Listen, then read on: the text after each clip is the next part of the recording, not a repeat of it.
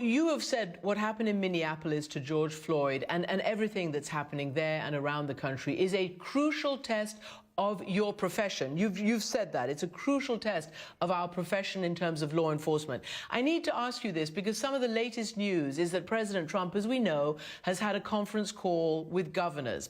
And some of that audio has come out and we're using it. And in it, he says to governors, he says, you're weak. He says, many of you should be, not showing this weakness. We're laughing stocks. You need to dominate. You need to dominate.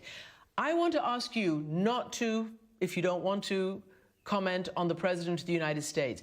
But is the right direction for police today in this environment to go out and dominate and to show that they're quote unquote not weak? What should the police be doing now to calm this terrible situation?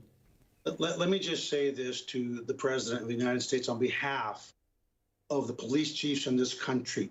Please, if you don't have something constructive to say, keep your mouth shut, because you're putting men and women in their early 20s at risk. It's not about dominating. It's about winning hearts and minds. And let's be clear.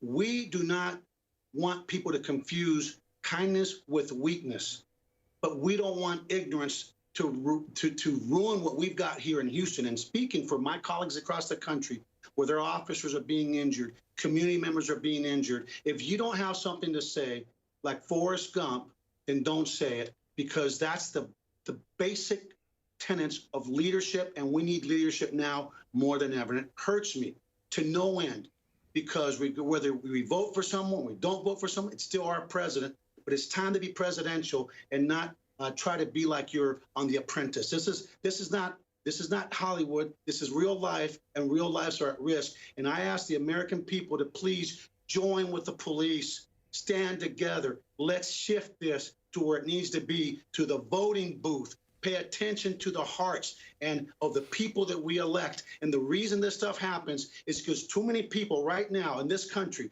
that are throwing bricks and damaging property never bother to vote.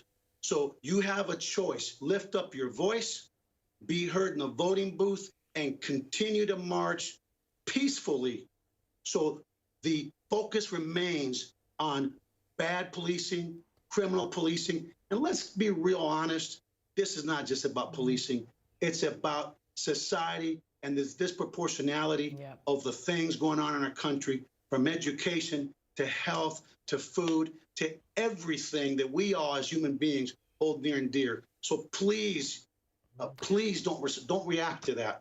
If we just hug one another, the only thing that will happen to overcome hate is love and engagement. Let's engage and let's do what we can control, which is our own actions, our own hearts, and exercise without fail our right to vote. Police Chief Acevedo, those are very strong words, and particularly you are a Cuban immigrant. You came when you were 4 years old to the United States, and you are the police chief, the first such in the city of Houston. So I want to ask you lastly, there have been reforms planned, made. For instance, in Minneapolis, the police force did implement training on implicit bias, on mindfulness, de-escalation, crisis intervention. It did diversify the department's leadership. It did create tighter use of force standards. It adopted body cameras. In other words, it did all this stuff, but it did not work. Chief Acevedo, what is it going to take? How much reform? How many of these, playbooks? What is it going to take? Listen, Christian, that's a great question.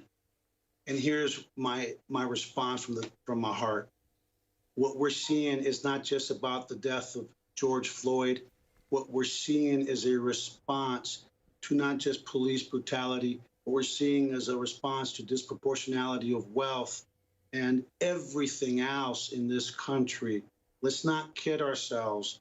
Unfortunately, when good policing happens, which happens every day in our country, it doesn't make the news. Tens of millions of contacts every year in very dynamic situations. It doesn't make the news. We're the most visible cog of government, and when we get it wrong, there's no excuse. We can't excuse it. We have to accept it. But don't kid yourself into believing that the raise is just because of what happens with police. It's about society from pre-K education all the way up. So please, let's just keep moving the ball. I promise you that the police chiefs are willing to lead. We need police labor union leaders. It's time for them to either step up and be part of the solution, or we're just going to have to get elected officials to be doing what they need to do, which is to do everything we can to weed out bad cops so we can lift up the very vast majority that are honorable professionals and really deserve our support. Well, Chief Acevedo, we thank you, and we thank you for leading by example. Thank you for joining us.